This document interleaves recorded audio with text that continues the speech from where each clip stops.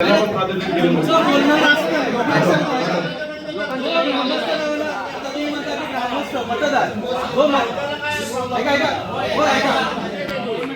आहे ना. नाही मी शेवटी काय मान्यता द्यायला मी आहे अध्यक्ष शेवटी. आता माझ्यासमोर 2-3 नजर समोर आहे, मी त्यांच्यावर मी दोघा तिघांना ऑब्जेक्शन घेतलं. मला कोणतं नाव घ्यायचं नाही, काय नाही. मी दोघा तिघांना ऑब्जेक्शन घेतलंय. त्यांनी जर सामंजस्यपणे थांबले नाही मी ऑब्जेक्शन घेतलंय. दोघं सामंजस्य, मी नाव कोणाचं घ्यायचं नाही. सामंजस्य विषय झाला तर ठीक.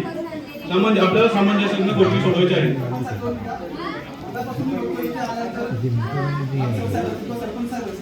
त्यांच्या वक्तव्यात असं निदर्शन येतं की फक्त मतदार बंधवांना गेली, मग ग्रामस्थ कुठे आहे? सर ग्रामस्थ इथे रहिवासी आहे, त्यांची ग्रामसभा नाही. ग्रामसभा असेल तर पहिलं मतदारांना आम्ही प्राधान्य देतो.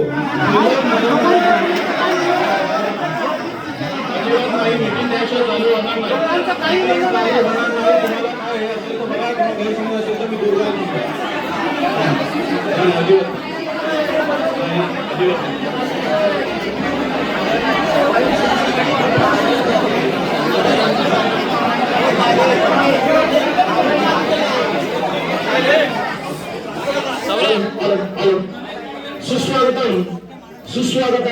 सुस्वागतम. आजच्या सभेला उपस्थित सन्माननीय सरपंच साहेब, ग्रामसेवक साहेब, उपस्थित सदस्य आणि उपस्थित सर्व ग्रामस्थ बंधू भगिनी, आज ज्या सभेला सर्वांना तुम्ही उपस्थित राहिला त्याच्याबद्दल मी संपूर्ण पंचवर्षीय सर्वांचे आभार मानतो.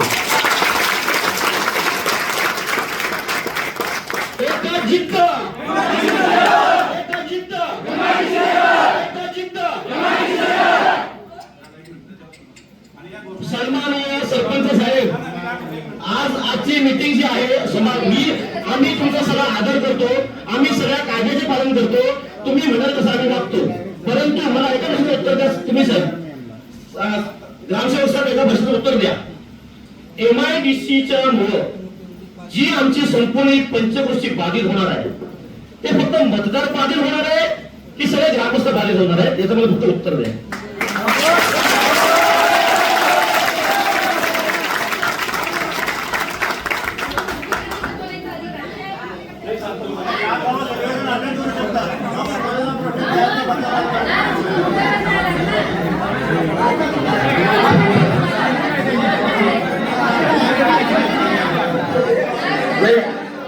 सुरुवात आम्ही केली आहे. एक काम करूया, आम्ही तुमची 100 वेळा माफी मागतो. एकदा नव्हे 100 वेळा माफी मागतो. परंतु विषय आम्ही सुरुवात नाही केलेला आहे. तुमच्या अजेंड्याप्रमाणे तुम्ही अध्यक्ष निवड सुरू करायला पाहिजे होती. तुम्ही जो विषय घेतात अगोदर की आमच्या ग्रामातली बसताप्रमाणे हा विषय आम्हाला तुम्हाला पट्ट म्हणाला. जरी आमचे मतदार इथे नसतील तरी देखील ग्रामस्थांनी आम्हाला ते बसण्याचा अधिकार आहे. आणि जर तुमच्याकडे तसा नियम नसेल तो MIDC नियम आहे तुझं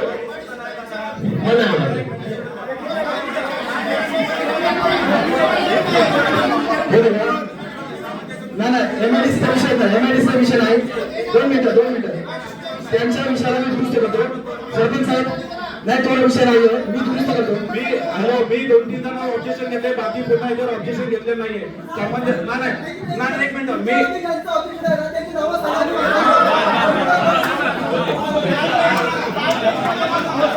हे बघा आता समज, हे बघा या साईडला दोघं जर बसले त्यांच्यावर माझा ऑप्शन आहे. बाकी यांच्यावर आता बघा ना, आता इथं आपले प्रथमचे माझे मित्रच आहेत. दादा घाणेकर पण माझे जवळचे मित्र आहेत. पण थोडं कुठेतरी मला त्यांना विनंती करायची होती. बरं ठीक आहे, पण बाकीच्या माझं कोणतं ऑप्शन नाही. ठीक आहे, समजलं. ओके, गावाला समजलं की हा दोन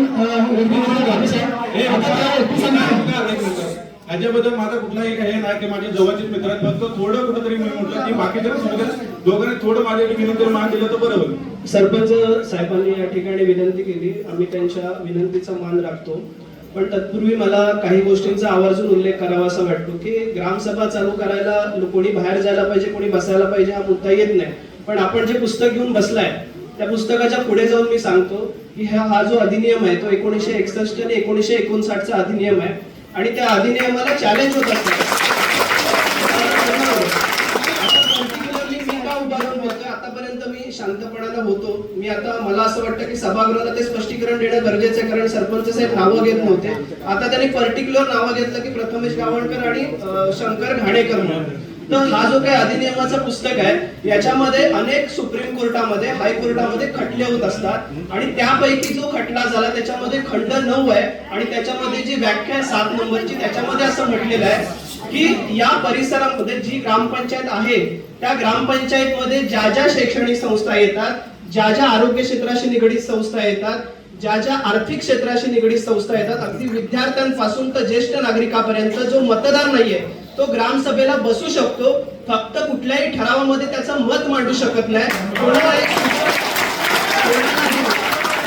सूचक म्हणून तो राहू शकत नाही, कोणालाही अनुमोदक म्हणून राहू शकत नाही, इथपर्यंत मान्य आहे. पण तुम्ही बसू शकत नाही. आता हे ऑब्जेक्शन समजा ग्रामस्थांनी घेतलं, जे मतदार आहेत, की ग्रामस्थ म्हणून तुम्ही बाहेर बसा, मतदार म्हणून आम्हाला बसण्याचा अधिकार आहे, तर निश्चितपणाने आम्ही दोन्ही व्यक्ती बाहेर जायला तयार आहोत. पण असं जर का मतदारांनी सांगितलं तर, कारण सर्वस्वी ग्रामसभा ही मतदारांची आहे. नाही पण हे पण नागरिकच आहेत ना. दोन हे काय होणार आहे? आणि एक मुद्दा अजून एक मुद्दा, सरपंच म्हणून साहेबांना खूप वाईट वाटलं की इथे माझा नागरिक बाहेर बसलेला आहे, पण मागच्या 5 वर्षामध्ये माझे सगळे नागरिक बसतील अशी व्यवस्था इथे नाहीये आणि म्हणून नागरिक माझं म्हणणं की ग्रामसभा चालू करत असताना मी नम्रपणाने विनंती करतो माझा की तेवढाच विषय, बाकी मला मीटिंग चालू करायचं, मला बाकी तुमचं काय ऐकायचं आहे ते तुम्ही लेखी द्या. नाही, लेखी म्हणण्यापेक्षा नाही, ऑब्जेक्शन असेल तर तुम्ही मला मी आता नाही ऐकणार. मला ग्रामसभा चालू करायची. चालू करा. हो, चालू करा. फक्त सचिव म्हणून जे आहेत ते कायदेशीर, म्हणजे माझं म्हणणं मी सचिवांशी अधिक न्यायालयीन बाबतीत बोलू शकतो. या ठिकाणी सरकारचे प्रतिनिधी म्हणून सन्माननीय ग्रामसेवक साहेब सचिव म्हणून आहेत. माझं म्हणणं, ज्या पद्धतीनं आजपर्यंत ग्रामपंचायतीच्या कारभारावरती सुप्रीम कोर्टामध्ये, हायकोर्टामध्ये खटले चाललेत, त्याच पद्धतीनं या संदर्भातली याचिका तुम्ही त्या ठिकाणी सचिव म्हणून आहे तर ती आपण दाखल करावी का याचा पण उल्लेख करावा, म्हणजे इथून पुढे हा प्रश्नच निकाली निघून जाईल. कारण सातत्यानं आम्ही जर अशा एखाद्या महत्वपूर्ण विषयावरती ग्रामस्थांनी बसायचं नाही, मतदारांनी बसायचं नाही, आपल्याकडे स्पेसिफिक उल्लेख असा आहे की मतदार ग्रामसभेला बसू शकतात, पण ग्रामस्थ बसू शकत नाही असं कुठल्याच अधिनियमामध्ये नाही आणि कुठलंही परिपत्रक नाही. जर सचिव साहेब असं परिपत्रक असेल तर तुम्ही दाखवा, आम्ही निश्चितपणाने दोघंही बाहेर जातो. बोलतानाच पहिल्यांदा सांगितलंय या सभेमध्ये भाग घेता येतो, तर आपण मतदान सूचक अनुमोदन करता येत नाही. भाग घेता येतो.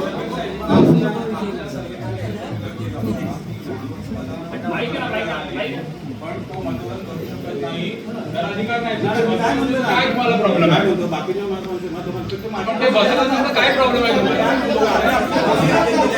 सचिव साहेबांनी क्लिअर केलं तर साहेब असं काय म्हणता तुम्ही बसताय? सचिव साहेब तुम्ही सांगा होतं बसू शकता, कुठल्याही निर्णय प्रक्रियेमध्ये त्यांचा सहभाग होणार नाही. तुमचं परिचय दाखवा असेल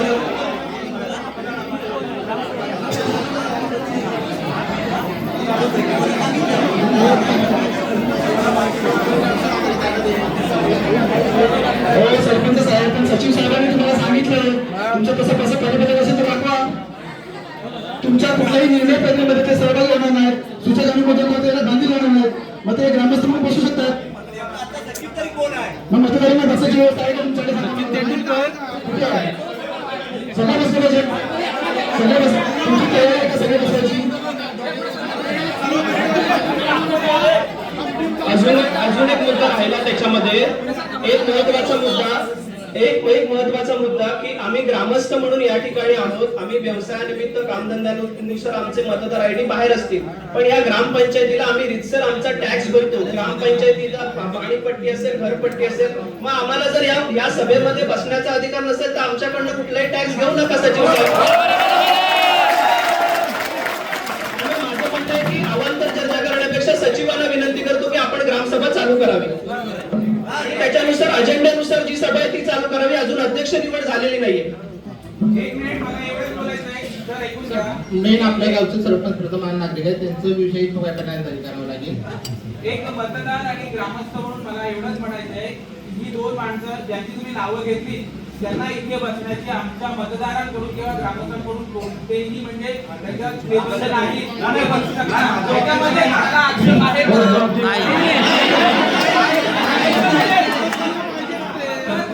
विनंती आहे, माझी विनंती आहे, तर माझी विनंती आहे त्यांना, माझी अतिशय म्हणजे विनंती तुमचा आहे. मनमानी बरोबर आहे साहेब.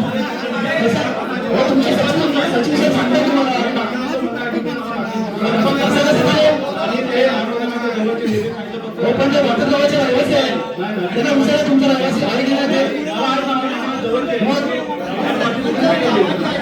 वाटतगावाचे जर रहिवासी आहे तर त्यांना मिटिंगला बसायला अधिकार आहे. कसं नाही तुम्हाला?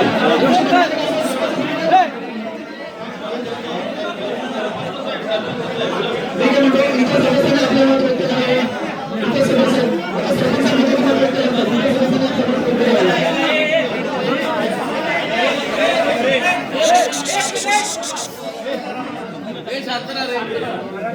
जर ट्रॅव्हल्स सांगत असतील आमच्याकडे काही घरकर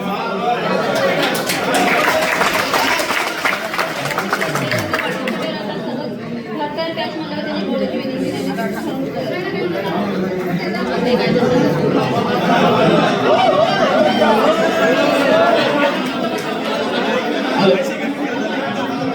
सर्व सदस्यांनी देखील जे आपले ग्रामस्थ बसलेले आहेत ना त्यांना संमती दिलेली आहे ना, ते त्यांनी सांगितलेली संमती आमची आहे म्हणून त्यांनी पण सांगितलं नाही.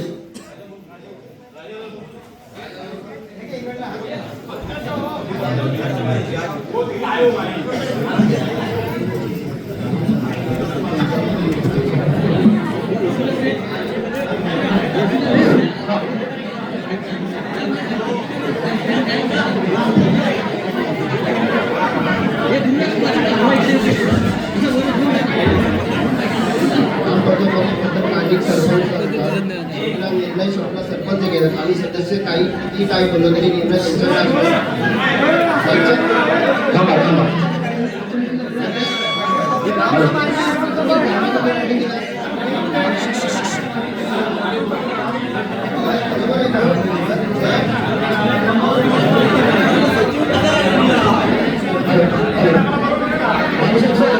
मला वाटतं आपण सर्वांनी सभागृहाचा वेळ आपण वाया घालवतोय. तुम्ही सचिव म्हणून किंवा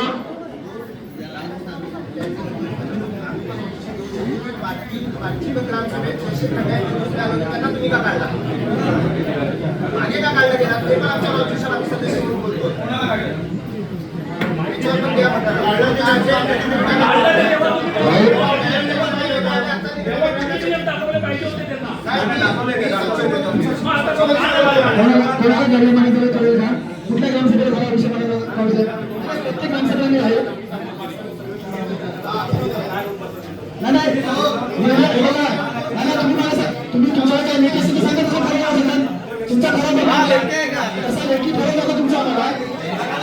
तुमचा लेखी ठराव मिळेल नका आणि आमच्या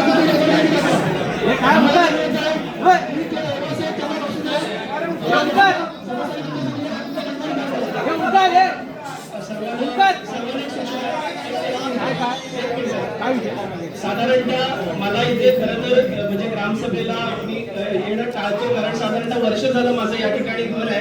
मी मतदार यादीमध्ये नाव देखील अपडेट केलं, त्याची माझ्याकडे रिसिप्ट देखील आहे. फक्त मला सरपंचांचा कारभार बघायचा होता की साधारणतः अख्खं पूर्ण वाटत मिळवणं काम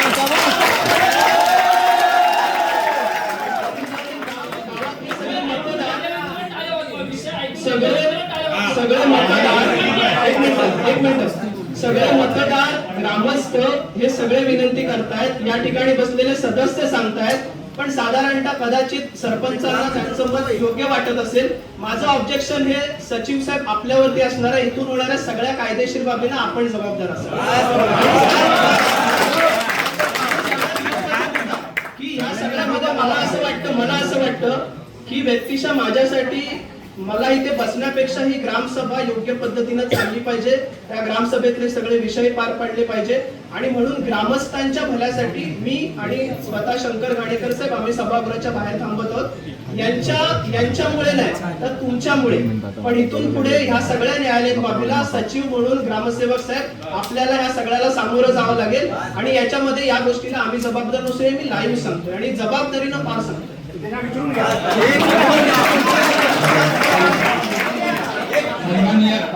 सन्माननीय सचिव साहेब आणि सरपंच, आता सरपंचांनी फक्त या संपूर्ण सभागृहामध्ये फक्त 2 व्यक्तीची 2 मिनिटं बसा, फक्त 2च व्यक्तींची नावं घेतली. तुम्ही जाहीर करावं या संपूर्ण सभागृहामध्ये फक्त मतदार हे 2च व्यक्ती नाहीये, इतर सगळे मतदार आहेत. हे तुम्हाला मान्य आहे का? नाही, तुम्हाला ही गोष्ट मान्य आहे का सरपंच साहेब? तुम्हाला ही गोष्ट मान्य आहे का? इतर बसलेले कारण याची एक गोष्ट लक्षात घ्या, तुम्ही कायदा शिकवता, कायद्याचं पालन तुम्ही देखील केलं पाहिजे. तुम्ही आज जर ग्रामपंचायतचे 2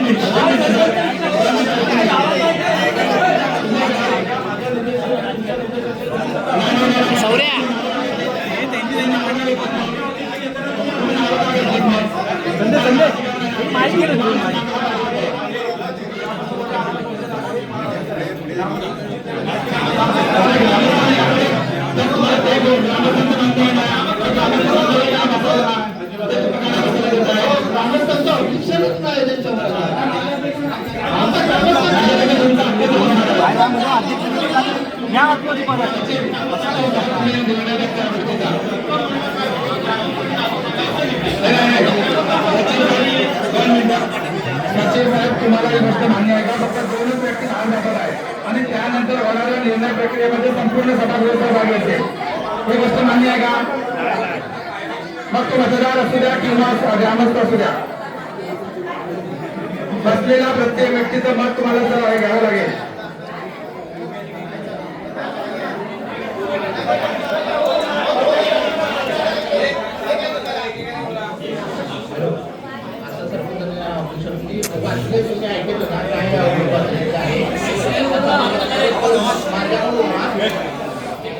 वाचलेलं मान्य आहे म्हणजे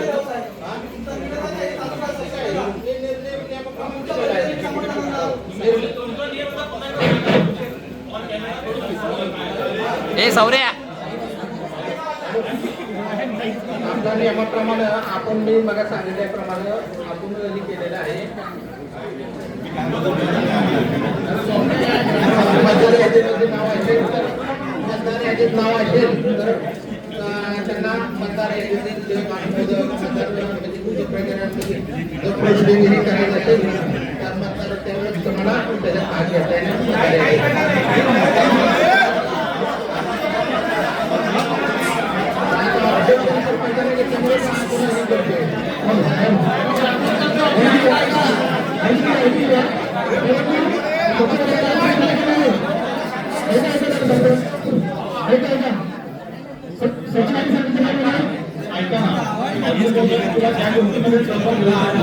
पण बसू शकताना एवढंच मात्र सांगा तुम्ही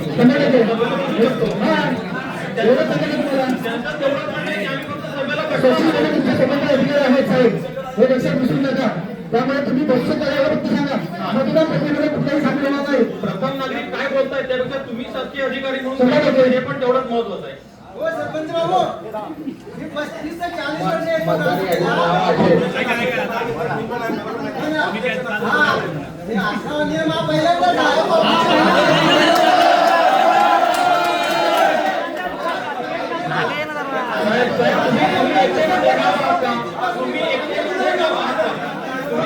प्रथम नागरिक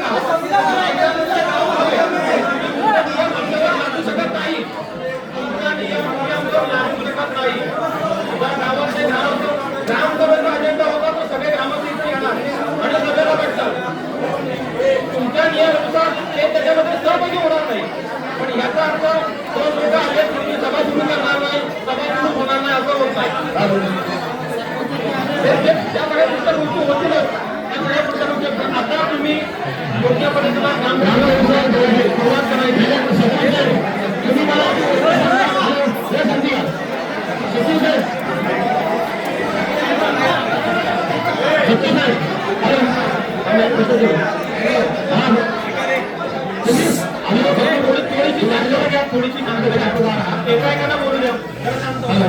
सर्वांनी शांत जरा का. आता प्रथम मी